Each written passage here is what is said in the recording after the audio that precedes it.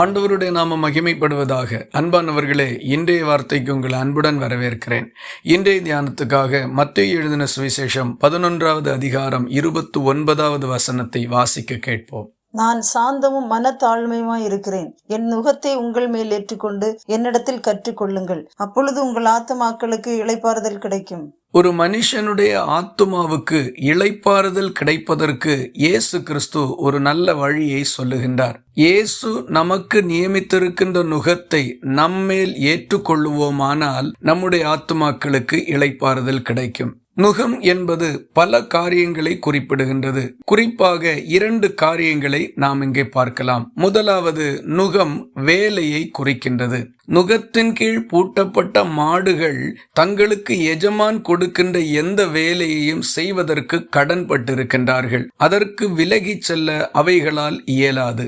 பல மனிதர்களுடைய வாழ்க்கையில் வேலை மிகப்பெரிய பாரமாய், மிகப்பெரிய பளுவாய் காணப்படுகின்றது. அதற்கு நீங்களாகிறதற்கும் தப்புவிக்கப்படுகிறதற்கும் பல பிரயாசங்களை பட்டும் பலனில்லாத நிலையில் அநேகர் இருக்கின்றார்கள். இரண்டாவதாக, நுகம் என்பது வாழ்க்கை துணையை குறிக்கின்றது. வேதம் சொல்லுகின்றது, அந்நிய நுகத்திலே அவிசுவாசிகளுடன் பிணைக்கப்படாதிருப்பீர்களாக என்று. ஆண்டவருடைய பிள்ளைகள் தேவபயமற்றவர்களும் இரட்சிப்பின் அனுபவம் இல்லாதவர்களுமாகிய மனிதர்களோடு தங்கள் குடும்ப வாழ்க்கையை பகிர்ந்து கொள்ளுவார்களானால் அது மிகப்பெரிய வேதனையிலும் துன்பத்திலும் போய் நிற்கும். ஆகவே ஆண்டவர் நியமிக்கின்ற வாழ்க்கை துணையோடு தன்னுடைய எதிர்காலத்தை முன்னெடுத்து சென்றால் அது சமாதானத்தோடு காணப்படும். நாம தேர்ந்தெடுத்து சுய விருப்பத்தின்படி செய்வோமானால் அந்த நுகம் நமக்கு மிகப்பெரிய பாரமாய், நம்மால் இழுக்க முடியாத சுமையோடு கூடியதாய் மாறிவிடும். ஆகவே இவற்றில் மிகவும் ஜாக்கிரதையாயிருப்போம்.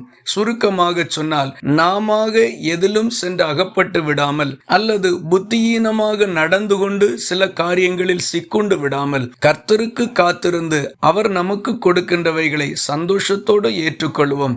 அங்கே அவர் நமக்கு துணை நிற்பார். வாழ்க்கை சமாதானமாயிருக்கும். இந்த வார்த்தைகள் இந்த நாள் முழுவதும் உங்களுக்கு ஒரு ஆசீர்வாதமாய் இருப்பதாக. ஜெபிக்கலாமா?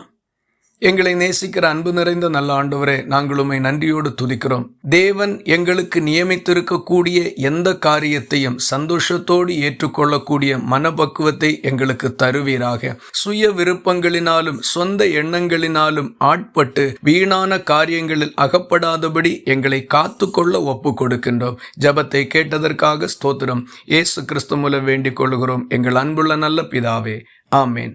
கர்த்தர் தாமே உங்களை ஆசீர்வதிப்பாராக.